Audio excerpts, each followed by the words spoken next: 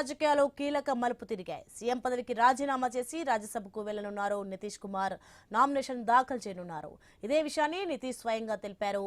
Parliament జీవితాన్ని ప్రారంభిస్తున్నట్లు చెప్పారు ఆయన.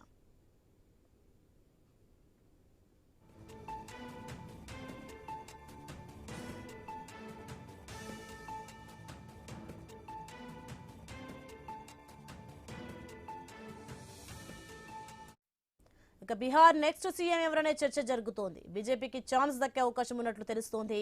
సీఎం రేస్లో సామ్రాట్ చౌదరి, సంజీవ్ చౌరాసియా, కేంద్ర మంత్రి నిత్యానంద రాయ్ ఉన్నారు. ఇటీవలే రాజకీయాల్లోకి వచ్చిన నితీష్ కుమార్ నిశాంత్ కు డిప్యూటీ సీఎం పదవి దక్కే ఛాన్స్ ఉన్నట్లు తెలుస్తోంది.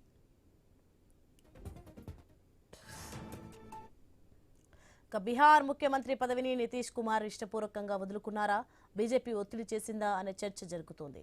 రాష్ట్ర స్థాయిలో 2 చట్టసభలకు, పార్లమెంట్లోని 2 చట్టసభలకు ప్రాతినిధ్యం వహించాలని తాను రాజకీయాల్లోకి వచ్చినప్పుడే అనుకున్నానని నితీష్ చెప్తున్నారు. ఆ కల ఇప్పుడు నెరవేరబోతుందని చెప్పుకొచ్చారు. అటు బీహార్ అసెంబ్లీకి, మండలికి ప్రాతినిధ్యం వహించారు. గతంలోనే లోక్సభ ఎంపీగా చేసిన ఇప్పుడు రాజ్యసభకు వెళ్లడం ద్వారా 4 చట్టసభల్లో పనిచేసిన అరుదైన ఘనత సొంతం చేసుకోబోతున్నారు.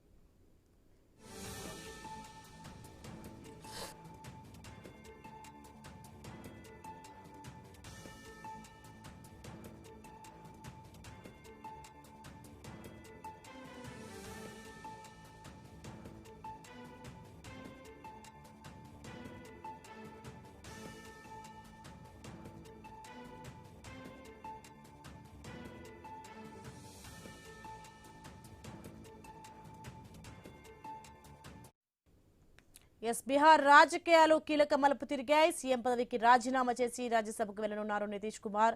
ఇక నామినేషన్ దాఖలు చేయనున్నారు. ఇదే విషయాన్ని నితీష్ స్వయంగా తెలిపారు. పార్లమెంట్ జీవితాన్ని ప్రారంభిస్తున్నట్లు చెప్పారు ఆయన. ఇక బీహార్ నెక్స్ట్ సీఎం ఎవరనే చర్చ జరుగుతోంది. బీజేపీకి ఛాన్స్ దక్కే అవకాశం ఉన్నట్లు తెలుస్తోంది. సీఎం రేసులో సామ్రాట్ చౌదరి, సంజీవ్ చౌరాసియా, కేంద్ర మంత్రి నిత్యానంద రాయ్ ఉన్నారు.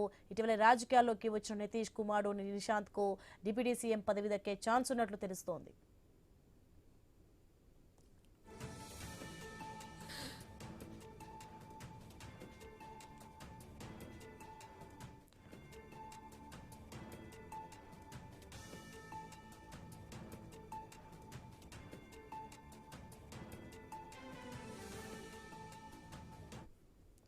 ఇక బీహార్ ముఖ్యమంత్రి పదవిని నితీష్ కుమార్ ఇష్టపూర్వకంగా వదులుకున్నారా, బీజేపీ ఒత్తిడి చేసిందా అనే చర్చ జరుగుతోంది.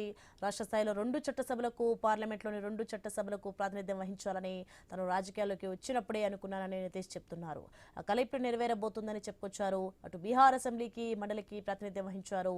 గతంలోనే లోక్సభ ఎంపీగా చేసిన ఇప్పుడు రాజ్యసభకు వెళ్లడం ద్వారా 4 చట్టసభల్లో పనిచేసిన అరుదైన ఘనత సొంతం చేసుకోబోతున్నారు. బీహార్ రాజకీయాలైతే కీలక మలుపు తిరిగాయి. ఇక సీఎం పదవికి రాజీనామా చేసి రాజ్యసభకు వెళ్లనున్నారు నితీష్ కుమార్. నామినేషన్ దాఖలు చేయనున్నారు. ఇదే విషయాన్ని నితీష్ స్వయంగా తెలిపారు. ఇక పార్లమెంట్ జీవితాన్ని ప్రారంభిస్తున్నట్లు చెప్పారు ఆయన. రైట్కి ఇదే అంశానికి సంబంధించి మరింత సమాచారం మా ప్రతినిధి ప్రశాంత్ అందిస్తారు ఫోన్ లైన్లో. ప్రశాంత్, మొత్తానికి బీహార్ రాజకీయాలైతే ఆసక్తి రేపుతుంది. సీఎం పదవికి నితీష్ రాజీనామా చేయనట్లుగా తెలుస్తుంది. ఏం జరుగుతుంది?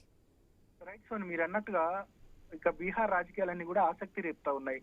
ఇక బీహార్ చుట్టే, అంటే బీహార్ వైపే చూస్తా ఉన్నాయి దేశ రాజకీయాలు కూడా. ఎందుకంటే సీఎం గా ఉన్న నితీష్ కుమార్ ఆయన సీఎం పదవికి రాజీనామా చేయబోతా ఉన్నారు.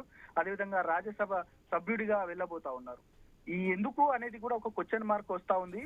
ప్రధానంగా ఈయన బీజేపీ ఒత్తిడి ఏమైనా చేస్తుందా, లేదు స్వతహానే పూర్తిగా ఆయన రాజ్యసభకు వెళ్లాలనే కోరిక తీర్చుకోబోతున్నారనేది కూడా ప్రధానంగా చర్చకు వస్తా ఉంది. ఈ 2 అంశాలు ఒకవైపు అయితే, మరొక వైపు ఇక బీహార్ కి నెక్స్ట్ సీఎం ఎవరనేది కూడా పెద్ద ఎత్తున చర్చకు వస్తా ఉంది. బీహార్ నెక్స్ట్ సీఎం ఇక బీజేపీ వారే కాబోతున్నారా అనేది కూడా ఒక క్వశ్చన్ మార్క్ గా ఉంది. ఇక బీజేపీ ఇప్పటికే పావులు కలుపుతా ఉంది. బీజేపీకి ఖచ్చితంగా సీఎం పదవి ఇవ్వాలి.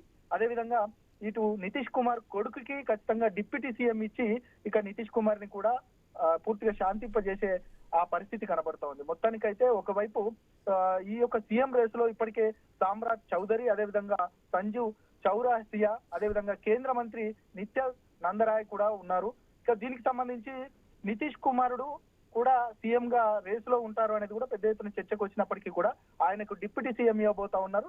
ఇక వీరు రేసులో ఉన్న వారికి ఎవరికి ఒకరికి బీజేపీ నుండి పట్టం కట్టబోతున్నారు అనేది కూడా ప్రధానంగా వినిపిస్తున్న ఒక చర్చ. మొత్తానికి బీహార్ కి సంబంధించిన రాజకీయాలు ప్రధానంగా ఆసక్తి రేపుతా ఉన్నాయి. ఒకవైపు రాజ్యసభ సభ్యులకు సంబంధించి కూడా నామినేట్ కాబోతున్న నేపథ్యంలో ఒకవైపు నితీష్ కుమార్ ఈ నిర్ణయం పట్ల దేశవ్యాప్తంగా పెద్ద ఎత్తున ఆసక్తి రేపుతా ఉంది. Soni. Right, thanks for the information Prashanth.